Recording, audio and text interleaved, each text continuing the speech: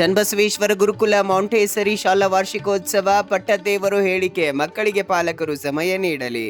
ತರಗತಿಗಳಲ್ಲಿ ಶಿಕ್ಷಕರು ಹೇಳಿಕೊಡುವುದನ್ನು ಆಸಕ್ತಿಯಿಂದ ಕಲಿಯುವಂತೆ ಪ್ರೇರೇಪಿಸಬೇಕು. ಜೊತೆಗೆ ಪಾಲಕರು ಮನೆಗಳಲ್ಲಿ ಮಕ್ಕಳಿಗೆ ಕಲಿಕೆಯ ಸಮಯ ಕೊಡುವುದು ಬಹಳ ಮುಖ್ಯ ಎಂದು ಬಸವ ಕಲ್ಯಾಣ ಅನುಭವ ಮಂಟಪದ ಅಧ್ಯಕ್ಷರಾದ ನಾಡೋಜ ಡಾಕ್ಟರ್ ಬಸವಲಿಂಗ ಪಟ್ಟದೇವರು ಹೇಳಿದರು. ಭಾಲ್ಕಿ ತಾಲೂಕಿನ ಕಡ್ಯಾಳ ಚನ್ನಬಸವೇಶ್ವರ ಗುರುಕುಲದ ಅನುಭವ ಮಂಟಪದಲ್ಲಿ ಆಯೋಜಿಸಿದ ಮಾಂಟೇಸರಿ ಶಾಲಾ ವಾರ್ಷಿಕೋತ್ಸವ ಕಾರ್ಯಕ್ರಮದ ದಿವ್ಯ ಸಾನ್ನಿಧ್ಯ ವಹಿಸಿ ಅವರು ಮಾತನಾಡಿದರು. ಬಾಲ್ಯದಿಂದ ಮಕ್ಕಳಲ್ಲಿ ಶೈಕ್ಷಣಿಕ ಅಭಿರುಚಿ ಜೊತೆಗೆ ಉತ್ತಮ ಸಂಸ್ಕಾರ ಕಲಿಸಿಕೊಡುವ ಸದುದ್ದೇಶದಿಂದ ಮಾಂಟೇಸರಿ ಶಾಲೆ ಪ್ರಾರಂಭಿಸಲಾಗಿದೆ. ಇಲ್ಲಿ ಮಕ್ಕಳಿಗೆ ಬ್ಯಾಗ್, ಪುಸ್ತಕ, ಮನೆಪಾಠ ರಹಿತ ಶಿಕ್ಷಣ ಹೇಳಿಕೊಡಲಾಗುತ್ತದೆ. ಇದು ಸಣ್ಣ ವಯಸ್ಸಿನಲ್ಲಿ ಮಕ್ಕಳಲ್ಲಿ ಕಲಿಕೆ ಆಸಕ್ತಿ ಹೆಚ್ಚಿಸುತ್ತದೆ.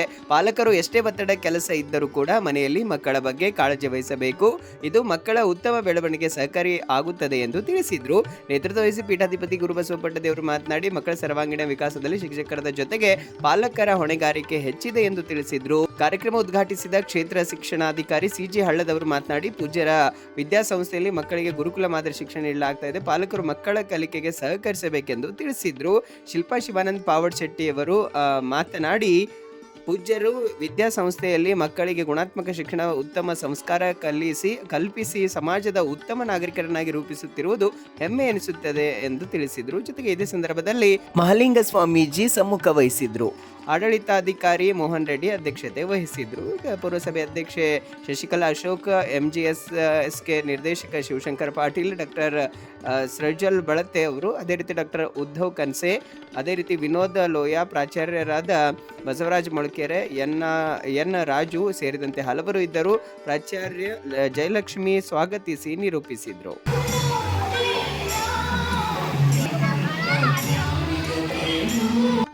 ಸ್ಕೂಲ್ ಅಂತಂದರೆ ಬೋರ್ಡಲ್ಲಿ ಹಾಕ್ತಾರೆ ಮಾಂಟೆಸರಿ ಸ್ಕೂಲ್ ಅಂತೇಳಿ.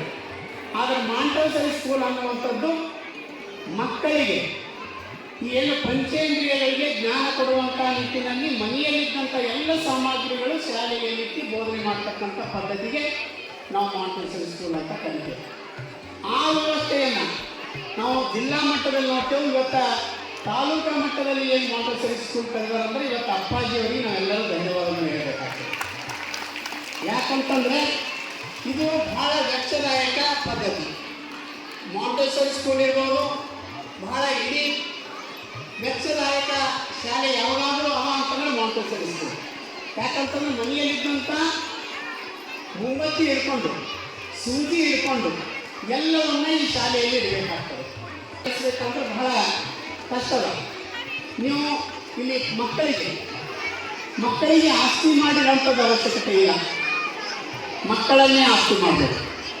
ಮಕ್ಕಳನ್ನೇ ಆಸ್ತಿ ಮಾಡಬೇಕು ಅಂತಂದರೆ ಅವ್ರಿಗೆ ಒಳ್ಳೆಯ ಶಿಕ್ಷಣ ಕೊಡಬೇಕು, ಒಳ್ಳೆಯ ಸಂಸ್ಕೃತಿ ಕೊಡಬೇಕು, ಒಳ್ಳೆಯ ಸಂಸ್ಕಾರ ಕೊಡಬೇಕು.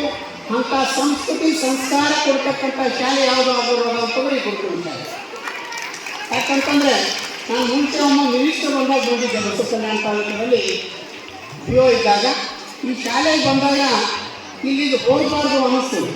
ಯಾಕೆ ಅನ್ನಿಸ್ತದೆ ಅಂತಂದರೆ ಇದು ಶಾಲೆ ಅಂತ ಅನಿಸೋದಿಲ್ಲ. ಇಲ್ಲೊಂದು ನಮಗೆ ಮಾನವೀಯ ಮೌಲ್ಯಗಳನ್ನು, ಶಾಂತಿ, ಸಮೃದ್ಧಿಯನ್ನು ಕೊಡ್ತಕ್ಕಂಥ ಒಂದು ಸಂಸ್ಥೆ ಅಂತ ಇವತ್ತು ನನಗೆ ಹೇಳಿಕೊಡ್ತಾ ಇದ್ದೀನಿ. ಯಾಕಂತಂದರೆ ಅಪ್ಪಾಜಿಯವರು ಬಹಳ ಕಷ್ಟಪಟ್ಟು ಹೆಮ್ಮರವಾಗಿ ಈ ಸಂಸ್ಥೆಯನ್ನು ಬೆಳೆಸಿದ್ದಾರೆ. ಅದೇ ಸರ್, ನಾವು ಶಿಕ್ಷಣ ಮನೆಯಲ್ಲಿ ಎಲ್ಲರೂ ಕಲಿಸ್ತೀವಿ. ಈ ಗುರುಕುಲ ಪದ್ಧತಿ ಎಂಬುದು ಏನು ಅನ್ಸರೆ ಅದು ಎಲ್ಲ ಮಕ್ಕಳಲ್ಲೂ ಬೆಳಿಬೇಕು.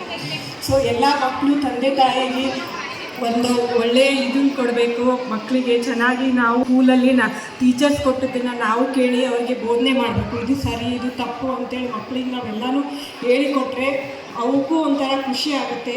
ನಿಜಕ್ಕೂ ಒಂದು ಕಾಲ ಇತ್ತು, ಒಂದು ಸಮಯ ಇತ್ತು. ಮಕ್ಕಳು ಶಾಲೆಗೆ ಹೋಗಾಗ ಅಳ್ಕೊತ ಹೋಯ್ತಿರು. ಅಪ್ಪವ್ರ ಕಳಕಳಿ, ಅಪ್ಪವ್ರ ದೂರದೃಷ್ಟಿ ಹೆಂಗದ ಅಂದ್ರೆ ಯಾವಾಗ ಮನೆ ಬಿಟ್ಟು ನಾ ಶಾಲೆಗೆ ಹೋಗಲಿ ನಕ್ಕೋತಂತಕ್ಕಂಥ ವಾತಾವರಣವನ್ನು ಅಪ್ಪವರು ಇಲ್ಲಿ ಮೂಡಿಸಿದ್ದಾರೆ.